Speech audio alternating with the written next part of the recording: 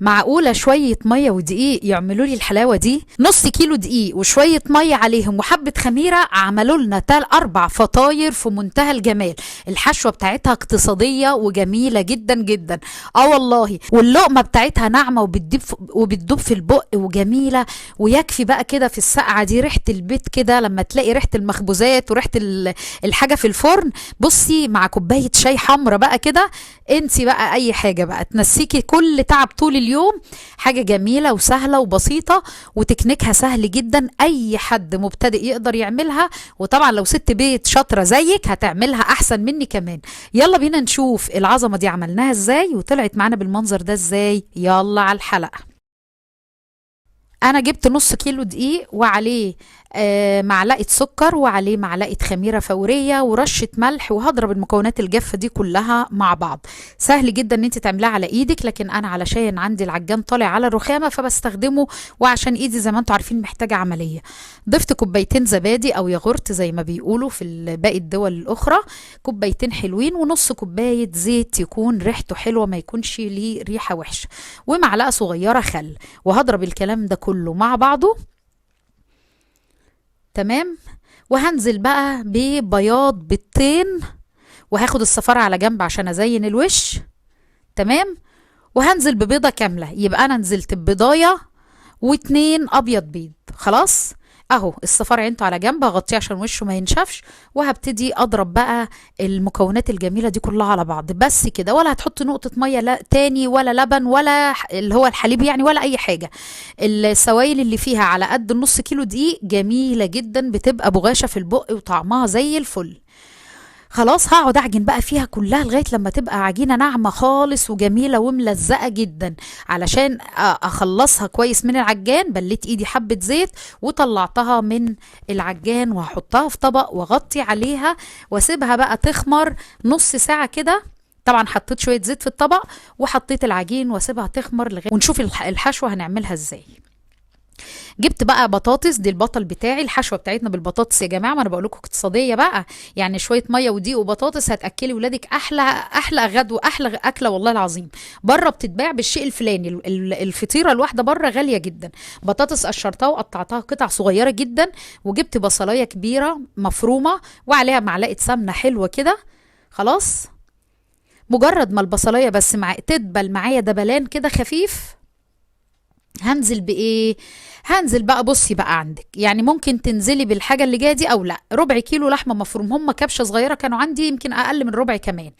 عايزه ما تحطيش لحمه مفرومه وتكتفي بحشوه البطاطس ماشي. عايزه تضيفي صدور فراخ مع البطاطس متقطعه ماشي. عايزه سوسيس، عايزه سلامي، اي حاجه براحتك.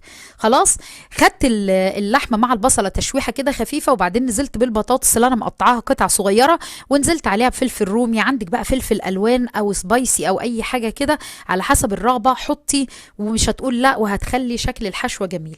نزلت بشويه ملح، شويه بابريكا، شويه بهارات فراخ او لحمه، وقلبت بقى الكلام الحلو ده كله مع بعضه. الروايح بقى تفحفح والبطاطس تندمج مع اللحمه المفرومه مع البصل، واحس كده ان البطاطس هتبتدي تاخد معايا لون خفيف كده اصفر فاتح. هروح بقى نازله بايه؟ هنزل بقى بثلاث طماطميات ضرباهم كده في القطاعه او في الخلاط، وهقلب بقى. وهنزل بشويه سكر صغيرين عشان الحموضه، وهوطي النار بقى خالص وهغطي عليها عشان البطاطس تكمل سوا معايا وتنزل كده العرق بتاعها كده وتستوي منها فيها. شوفوا احنا ما حطيناش ميه، شفتوا بقى عشان غطينا ووطينا كده. الطماطم نزلت الميه بتاعتها والبطاطس كمان نزلت ميتها، وكل ده ساعد ان البطاطس تستوي معايا. لازم بقى وضروري ان انا انشف الحشوه دي. غطيت عليها تاني وسبتها على نار هاديه لغايه لما نشفت خالص، مش عايزه فيها اي سوائل عشان ما تبوظليش العجين بتاعي. اهي خلاص كده، وهسيبها تبرد، مش هشتغل بيها غير لما تبرد الاول. تعالوا بقى نشوف العجينه بتاعتنا اخبارها ايه. تكون الحشوه بردت، عجينتي ما شاء الله خمرت اهيت. هنزل بقى برشه دقيق كده، وهبتدي بقى اقسم العجينه بتاعتي كده ل8 قطع. 8 قطع رقيقين يا جماعه، عشان انا هعمل زي شبيه كده بالحواوشي الاسكندراني، بس هي طبعا العجينه مختلفه والتكنيك بتاعها الحشوه مختلفه كمان. قرصتها بقى كلها كده 8 وحدات كده، واغطي وشها بكيس بلاستيك عشان ما ينشفش. هبتدي بقى اجيب اول واحده قرصتها وهبتدي بقى ابططها بقى. شايفين العجينه جميله ازاي معايا، مفشفشه كده وجميله وملبن في ايدي كده، تحفه. هبتدي بقى كده برفق كده، لان طبعا هي عجينه طريه وملزقه زي ما قلت لكم، بس طبعا لما خمرت شدت حيلها شويه، نشفت معايا شويه. هبتدي بقى هفردها بالمردانه او النشابه كده. وهجيب بقى صاج اللي هدخله الفرن على طول. هحط بقى ايه الوحدات دي كده، وحاطه طبعا ورق زبده عشان تبقى سهله الفطاير دي تطلع معايا بعد ما تتخبز. يلا نعمل اللي بعدها بنفس الطريقه. حبه دقيق خفيف، انا مش عايزه كل حاجتك يبقى دقيق كتير عشان ما تنشفش مننا، يا دوبك بس دقيق رشه خفيفه جدا تساعد لي ان انا افرد العجينه، تساعد معايا في فرد العجينه. خلاص اهي بقلبها يمين وشمال وبفرد. وادي التانية خلصت. هقلبها بقى كده، اخدها على ايدي واحطها في الصاج برضو اللي هستخدمه على طول علشان ما اقعدش اشيل واحط. خلصت بقى كل كمية العجين بتاعتي، دول 4 وحدات. هحط بقى الحشوة بتاعتي بردت، هوزعها على ال4 فطاير. تمام.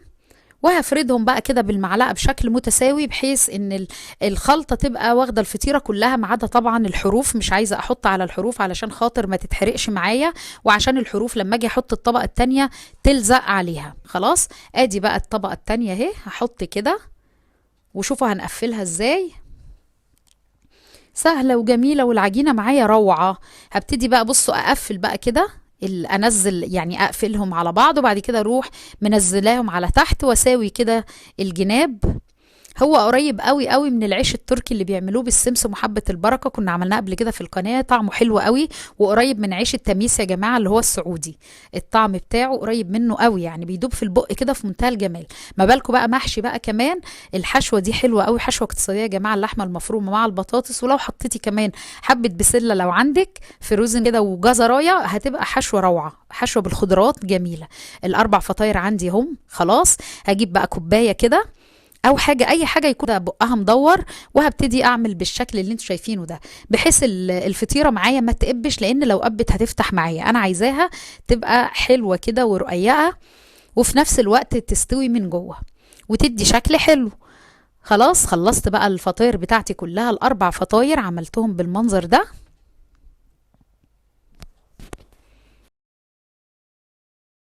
وهبتدي بقى اجيب الاتنين الاصفر بيض اللي انا كنت سايباهم على جنب، حطيت عليهم معلقه خل صغيره عشان الزفاره، وحطيت شويه حليب كده صغيرين يفككوا لي الصفار. وهدهن الوش برفق، ايدك تبقى خفيفه وانت بتدهني، لان العجينه خمرت. لو خمرت معانا ما ينفعش ان احنا نهبطها باي دهان، ان احنا تبقى ايدنا تقيله ونبوظ شكلها.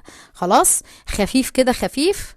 وهبتدي بقى اجيب بقى، تحطي بقى على وشها زعتر، تحطي روزماري، تحطي على وشها حبة البركة، سمسم، اي نكهة انت تحبيها. اهي كده انا بحط سمسم ابيض، عشان كده هو مش باين معايا في التصوير، بس عشان خاطر لما يدخل يتحمص معايا ويبقى حلو، لان لو حطيت السمسم محمص هيتحرق. وحطيت حبة بركة كده شوية. خلاص. وفاتحه بقى انا الفرن بتاعي على اعلى درجه. المخبوزات بتاخد نار عاليه، ما بتاخدش وقت، يا دوبك 10 دقائق 15 دقيقه بالكتير قوي، على الرف اللي قبل النار مباشره في الفرن اهو. الرف اللي قبل النار ما حطيتهاش تحت عشان ما تتحرقش. وادي ادي ال4 فطاير، وهقفل بقى. هشوف كده بعد 10 دقايق اخبارهم ايه، ولو يحتاجوا ان انا افتح الشوايه هفتح عليهم الشوايه.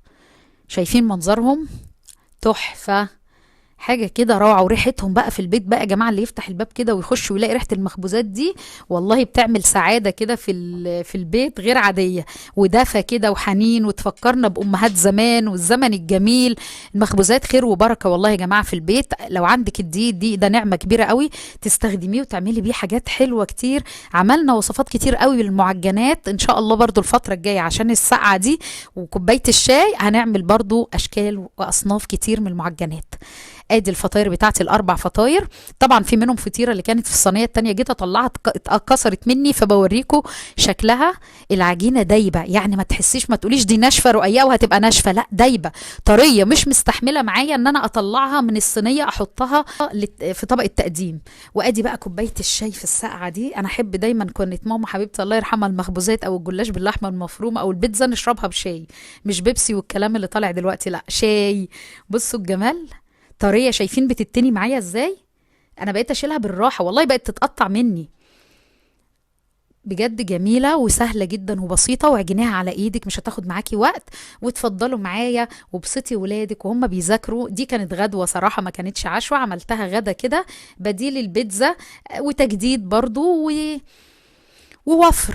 يلا بقى اترككم في رعاية الله، واقول لكم اعملوها، مش هتاخد معاكم 10 دقايق في الفرن، سهلة وبسيطة وسريعة وعلى قد الايد.